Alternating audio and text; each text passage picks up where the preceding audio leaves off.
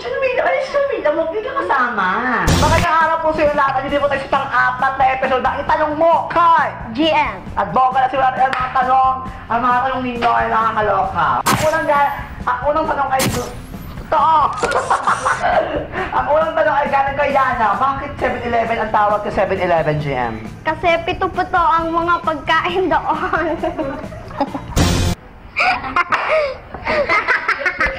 Paano ko malalaman kung crush ako ng crush ko? Mapapansin mo yan kapag lapit siya ng lapit sa'yo. Ano pa? Ayun lang. Very good, crush. Para, ay! Hello, bakit may inuro? Wala kay Kristana. Nasaan na ang kondensada walk mo, GM? Hinahantay rin ang lahat ng kondensada walk mo. Paano ba to? Wala pa akong naiisip. Nakakaloka naman to. Hindi ka naman nang gawin. Ngayon na? Alam, mamaya na sa huli. Mamaya kung gusto nyo malaman ang kondensada walk, GM, abangan nyo mamaya sa huli. Huwag mong galawin. Bakit ang daming tangang sa love, GM? Wala, hindi naman ako tanga.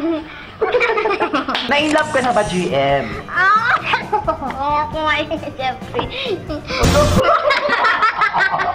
Ano kayo? Ito po ang kayang diva. Huwag pakita ka, Jeffrey, dali. Ito ako pala si Jeffrey, ang kayang diva sa Alphalance number 7. Okay, doon na sa dulo. Ito ang tanong ng bayan.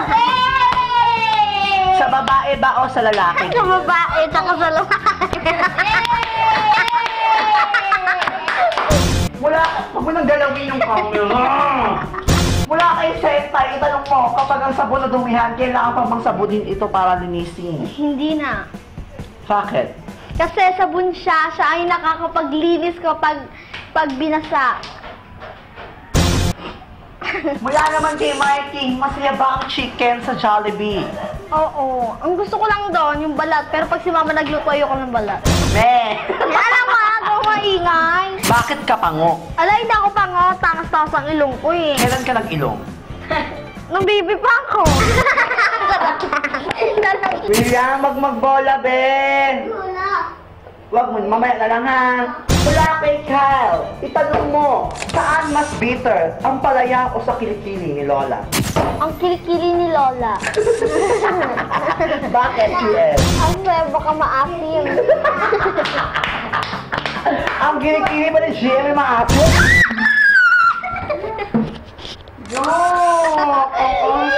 Nakakaloka mo eh. Mula kay Chuchu Love, bakit sa panahon ngayon mas gwapo ang mga bakla kaysa sa tunay na lalaki? Kaya sila laging bakla dahil mapupogi sila. Katulad ko, pogi ako dati. Ngayon, Kaya mo bang huminga nang nakalabas ang dila, GM? oo. Kaya... So, kaya naman. So, kaya namin siya. Mula kay Food Lover X Chad, bakit may amoy tae? Bakit may amoy ang tae pala? Bakit may amoy ang tae, GM? Siyempre, tayo nga mabaho. Parang utot lang. Pero mas mabaho ang utot. Kay John Elaine Sabas, itanong mo, binoto mo ba si Elsie bilang YouTube Fan of the Year, GM? Ayaw niya sabihin kung paano, nakakaloka siya, boto ko sa akin. At para iboto niyo po ako, simpleng-simple lang, pumunta po kayo sa TATAwards2014.com at i-click niyo po ang YouTube feed at nakikita niyo ang pangalan ko doon. Iboto niyo po si Loy Cadea dahil siya GMI. Maganda. At siya ay... Magaling. At siya ay... Magaling umakting. At siya ay... Pangit. Iboto niyo po ako! Iboto niyo po ako! Meron ka ba ipoplog na guest? Thanks! Thank you for watching of my video. Meron pa pala sunod na tanong. Hindi pa pala tapos yung mga tanungan na. Nagkamali ako. Mula kay Ara, bakit umiitim ang kilikili at singit kung hindi lang ito naaarawan? Kasi parang natural na yon. Bakit sa akin di maitim? Bakit nagte-teleport ang ballpen ko sa bag na classmate ko? Baka ninanakaw niya. Maraming salamat po!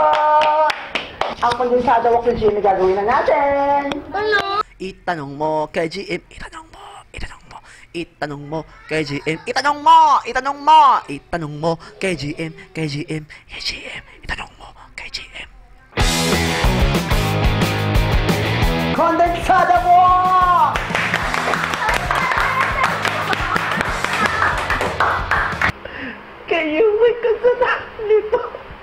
kumikita ulit. Glenda! Magbayad ka ng utang nyo! Wala ka pang magbayad sa utang nyo. Pagabyo ka pa.